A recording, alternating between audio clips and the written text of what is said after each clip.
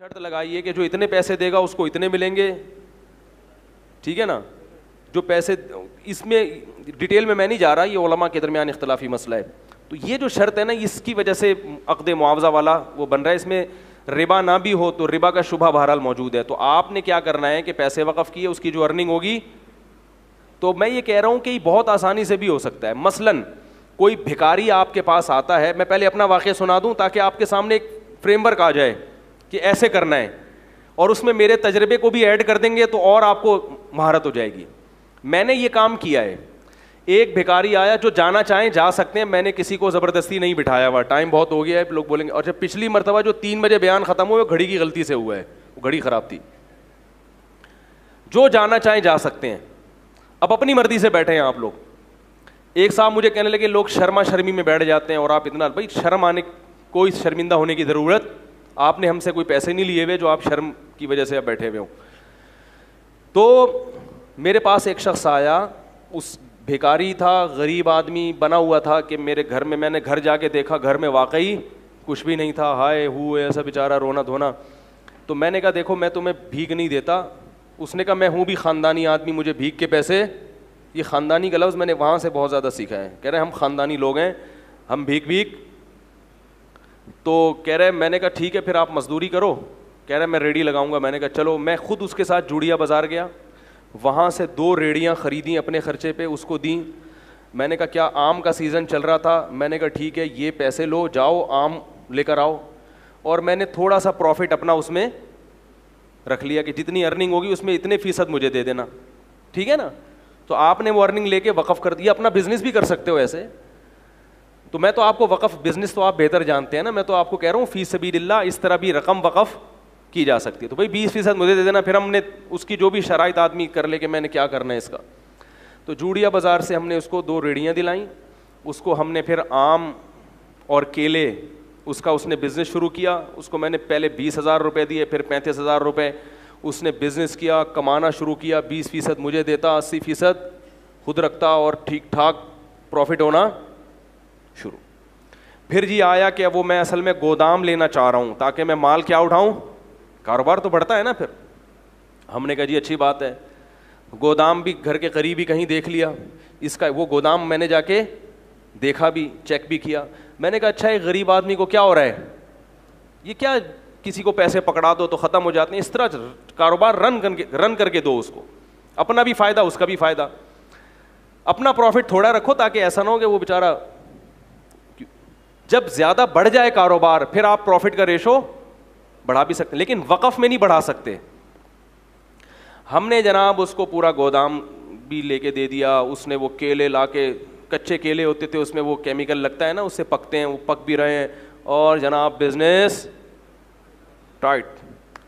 اتنا پروفٹ مجھے شروع ہو گیا کہ اب ہم نے تمیز سے بات کرنا لوگوں سے چھوڑ دیا. سمجھ میں نہیں آ رہا تھا. گاڑی جو ہے ہم کرولا لیں, وٹس پہ ہاتھ ڈالیں, وٹس چھوٹی گاڑی ہے, مزہ نہیں آئے گا. یعنی اس میں بہت بڑا کاروبار ہو گیا. گودام کے گودام بھر گئے بھائی, نواب شاہ سے ڈائریکٹ زمینوں سے مال اٹھ رہا ہے. ٹائم لگتا ہے لیکن بڑھتا ہے کاروبار. اور وہ بندہ بھی فیک نہیں, بالکل نظر آ رہا ہے بھائی, ریڑھی لگاتا ہوا, پیاز آلو پیاز بھی بیچے اس نے. پھر اس نے اپنے بیٹے کو بھی ملا لیا, ملازمین بھی ہو گئے, وہ دے مار 4.5, کیونکہ محنت بہت کر رہا تھا. وہ نظر ایسا آ رہا تھا, کر رہا تھا نہیں کر رہا تھا یہ تو ابھی آپ کو آگے بتاتا ہوں. اب لوگ میرے پاس آنے لگے, مفتی صاحب یار ہم بھی چاہتے ہیں اس کاروبار میں اپنا حصہ ڈالیں. میں نے کہا ٹھیک ہے بھائی, اگر وہ بندہ کما کے دے دیتا ہے تو بھائی قاری صاحب آپ بھی آ جاؤ, بھائی فلاں صاحب. شکر ہے ایک قاری صاحب ہی آئے, وہ بھی مالدار آدمی تھے. اس کے علاوہ پھر میں نے کسی سے, میں نے کہا نہیں بھائی اس کو ایک دیکھتے ہیں, ابھی چلنے تو دو, ابھی تو 1 سال بھی پورے طور پر نہیں ہو سکا. تو جی ہم اس کے گھر بھی جاتے تھے اور وہ ہمارے گھر آتے تھے. بڑا اچھا ماشاء اللہ ہمارا بزنس شروع ہو گیا, اس کو ٹھیک ٹھاک پروفٹ ہونا شروع. لیکن میں نے دیکھا کپڑے وہی اس کے چماروں والے. ہم تو سوچ رہے ہیں کہ چاند پہ پہنچیں یا مریخ کا سفر کریں. ابھی امریکہ یورپ تو چھوٹی بات ہو گئی تھی ہمارے لیے نا, ٹھیک ہے, اب تو خلائی سیارے میں بیٹھتے ہیں, کہیں کائنات کی سیر کر کے آتے ہیں. تو بالآخر ایکسپورٹ کی بات شروع ہو گئی. بھائی اب کب تک غریبوں کی طرح ملک میں جو ہے وہ ٹرک خرید کے بیچتے رہیں ہیں؟ بھائی کنٹینروں پہ بات آنی چاہیے. اب کیا خیال ہے؟ تو جتنے کما رہا تھا نا اس سے ڈبل انویسٹ ہو رہے تھے. بات آ رہی ہے سمجھ میں؟ جیسے آج اتنا پروفٹ دے دیا, ایک مہینے میں اتنا دے دیا, تو اب بھائی کاروبار تو ہر آدمی کہتا ہے بڑھاؤ, تو اور اس کو دے دیے ہم نے پیسے, اور کاروبار نظر آ رہا ہے.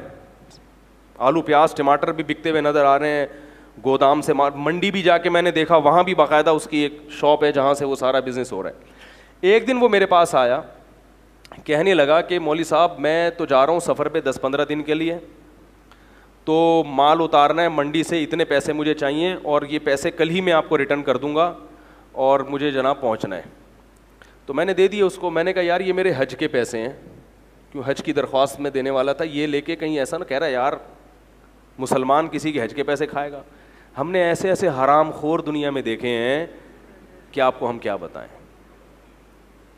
اس کا بیٹا وہ بیمار بنا ہوا تھا, اس نے کہا یار حج, ہم نے کیا کلمہ نہیں پڑھتے؟ بیانات میں بھی بیٹھتا تھا وہ آ کے اور کہتا تھا ہم سید ہیں, اور کہتا تھا مفتی صاحب پیسہ پکڑانے سے پہلے یہ دیکھو کہ بندہ خاندانی ہے یا نہیں ہے. سمجھ رہے ہیں؟ یہ بڑی گنتیاں سیکھی ہوئی ہوتی ہیں, تبھی کسی کی چکنی چپڑی باتوں میں مت آؤ. تو ہم نے وہ اس کو دے دی, ہم نے کہا چلو کل منڈی میں مل ہی جائیں گے. اس بندے نے رات کو محلے والوں کو جتنی جیبیں نچوڑ سکتا تھا سب کی جیبیں نچوڑی. دکان سے جو جنرل اسٹور تھا اس سے 2-3 مہینے کا راشن اٹھایا. اس نے کہا پڑوسی یہ کل دے دے گا پیسے. کسی سے چلتے ہوئے کسی سے اگر امید تھی نا 50 روپے مل جائیں گے ادھار, تو اس سے 50 روپے بھی لیے, کسی سے 500 لیے, کسی کے 1 لاکھ, ہمارے تو لاکھوں روپے لیے ہوئے تھے. ہر آدمی سے جتنا نچوڑ سکتا تھا اس نے نچوڑا. اسٹیمپ پیپر پہ جو ہمارا ایگریمنٹ ہوا تھا وہ لکھا ہوا تھا اس کے انگوٹھے کے ساتھ, یعنی میرے تو اس سے جو پیسوں کا لین دین تھا ریٹرن بھی تھا نا سارا, انگوٹھا بھی, آئی ڈی کارڈ بھی, سب کچھ. اب جناب وہ انگوٹھا لے کے اب تک میں 10 سال سے بیٹھا ہوں. وہ انگوٹھے کا کیا کریں گے بھائی؟ کیا خیال ہے؟ انگوٹھے سے کچھ ہوتا ہے؟ خیر جی, ہم اگلے دن جب پہنچے تو کوئی بندہ ہی نہیں تھا. پتا چلا کہ راتوں رات گودام بھی اس نے اس کا بھی سودا کیا ہے, گودام والے کا 3-4 مہینے کا کرایہ بھی ہضم کیا, اور جتنا مال گودام میں پڑا تھا پہلے سے اس نے کوئی اس کا سودا کیا ہوا تھا کہ بھائی اس کا پروگرام تھا اس دن بھاگنے کا. وہ راتوں رات اس نے سارا مال سستے داموں بیچا, وہ پیسے الگ, ہمارے پیسے الگ, جو ہمارا پروفٹ تھا وہ الگ, حج کے پیسے الگ. اور محلے والوں میں کسی سے 500 لے سکا, 50 لے سکا, 10 روپے مل سکے, جنرل اسٹور والے سے پیسے لے کے 12 سال ہو گئے میرے بھائی, 10 سال ہو گئے, صرف انگوٹھا ہے اس کا میرے پاس. 10 سال کے بعد میں نے کرنا سوچا کہ اس انگوٹھے کو دیکھ کے کیا آدمی حسرت کرے اس انگوٹھے کو بھی, کیونکہ کچھ بھی نہیں ہو سکتا, کچھ بھی نہیں ہو سکتا. کراچی اتنا بڑا ہے کہ وہ غائب. پھر پتا چلا کہ محترم کا بزنس ہی یہی ہے, یہ غریبوں والے کپڑے پہنتے ہیں, گھر میں کوئی بھی چیز نہیں رکھتے, کچھ ادھار غریب بچے لیے ہوئے ہیں اس نے رینٹ پہ, ٹھیک ہے نا, غریبوں سے 2-4 بچے ادھار لے کے رکھ دو بھائی, کوئی آئے گا تو منہ دکھانے کے کہ یہ میرے بچے ہیں. اس طرح کا پتہ نہیں ہو سکتا ہے اپنے ہی بچے ہوں, واللہ عالم. تو ان کا کئی سالوں سے یہی کاروبار. کیا ہوا کہ ہم نے اس کو تلاش کیا, نہیں ملا, غائب ہو گیا. ہم نے کہا چلو بھائی جو چیز قسمت میں نہیں تھی وہ. ایک دن ایک سبزی منڈی سے ایک پٹھان آیا باجوڑ کا, مجھ سے ملنے کے لیے, بڑا لمبا تڑنگا. کہنے لگا وہ بندہ تھا اس نے آپ کے پیسے لے کے بھاگا. میں نے کہا ہاں. کہہ رہے میں منڈی میں کئی سال سے کاروبار کر رہا ہوں, آج تک مجھے کسی نے چونا نہیں لگایا پوری. کہہ رہے میں اتنا ہوشیار آدمی ہوں کہ مجھے چونا لگانا آسان نہیں ہے. کہہ رہے کہ یہ آدمی مجھ سے کئی لاکھ روپے لے کے. میں نے کہا پھر کیا؟ کہہ رہے میں مفتی صاحب آپ کو یہ بتانے کے لیے آیا ہوں کہ اللہ کی قسم مجھے پیسہ نہیں چاہیے. کہہ رہے میں نے قسم اٹھائی ہے, میں نے بندوق خریدی ہے کہ یہ مجھے اگر مل گیا, اس کے سر میں اگر میں نے 7 گولیاں نہیں اتاری تو میری بیوی کو 7 طلاقیں. میں نے کہا کیا کر رہا ہے بھائی؟ کہہ رہے نہیں مجھے پیسوں کا غم نہیں ہے, پوری زندگی مجھے کسی نے چونا. تو میں نے کہا جب اتنے بڑے فنڈر کو چونا لگ گیا تو بھائی ہم تو اس فیلڈ کے ہیں ہی نہیں. تو اس نے بندوق, اس نے کہا کہ مجھے بس یہ بتاؤ ہے کہاں, مجھے پیسے نہیں چاہیے. کہہ رہے میں نے اس کے سر میں کتنی گولیاں اتارنی ہیں, نہیں اتاری تو میری بیوی کو طلاق ہے. تو اس لیے یہ جو ریڑی ویڑی کا میں کہہ رہا ہوں نا, وقف کریں, کسی غریب کو ریڑی لے کے دے دیں تو وہ غریب ہو. بہت, میں یہ نہیں کہہ رہا کہ سارے فراڈی ہی ہوتے ہیں, لیکن واقعی دیکھیں اس فیلڈ میں فراڈیوں کا ریشو بولو بھائی زیادہ ہے. تو اللہ کا شکر ہے ہم نے کسی کا پیسہ لگایا نہیں تھا, اور اگر کسی نے لگایا بھی تو ہم نے کہا بھائی ہم اپنی ذمہ داری, لالچ نہیں کی تو وہ جتنا نقصان ہونا تھا وہ حج بھی کیا, حج پھر بعد میں کیا ہم نے, لیکن وہ 2-3 سال تک کیا ہو گیا, نہیں کر سکے ہم حج. تو وقف کریں لیکن لوگوں کو پہلے کیا کریں, پرکھیں. تو کوئی غریب آتا ہے بولے بھائی یہ کام ہے یہ کر لو. ایک غریب آیا کچھ پیسے مانگنے, میں نے کہا کوئی ملازمت کیوں, کہہ رہے نہیں, میں نے کہا یہ ایسا ہے کچرا گلی میں پڑا ہوا ہے, یہ اٹھا کے وہاں پھینکو اور میں آپ کو اس کے 500 روپے دوں گا. اس نے پوری گلی صاف کر دی. ہم نے اس کو, حالانکہ 500 بنتے نہیں ہیں, لیکن ہم نے اس کو کتنے دے دیے. تو بھائی اگر وہ واقعی محنت کر رہا ہے اس کا مطلب کیا ہے, یہ بولو بھائی مستحق. تو میں نے کہا یہ جتنا کچرا پڑا ہے نا, ایک شاپر لو, اس میں سارا کچرا ڈال کے پھینک دو, گلی کو کیا کر دو, صاف کر دو. تو یہ عمل سے ایک تو گلی صاف ہو جائے گی, نمبر 2 یہ اس کی علامت ہوگی واقعی مستحق ہے.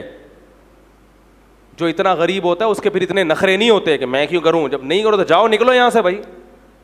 دکان پکوڑوں کی اور باتیں کروڑوں کی, وہ اتنا اونچا سر کہ نہیں ہم نہیں کرے گا. تو آپ اس کا مطلب پھر آپ یا تو عزت آپ کو بہت پیاری ہے تو پھر بھیک کیوں مانگ رہے ہو, کیا خیال ہے بھائی. اگر وہ کہے میں یہ کام نہیں کر سکتا تو پھر یہ بھیک والا کام تو اس سے زیادہ گھٹیا ہے. کچرا صاف کر کے پھینکنا کچرا کنڈی میں, یہ گھٹیا کام اتنا گھٹیا نہیں ہے جتنا لوگوں کے سامنے ہاتھ پھیلانا.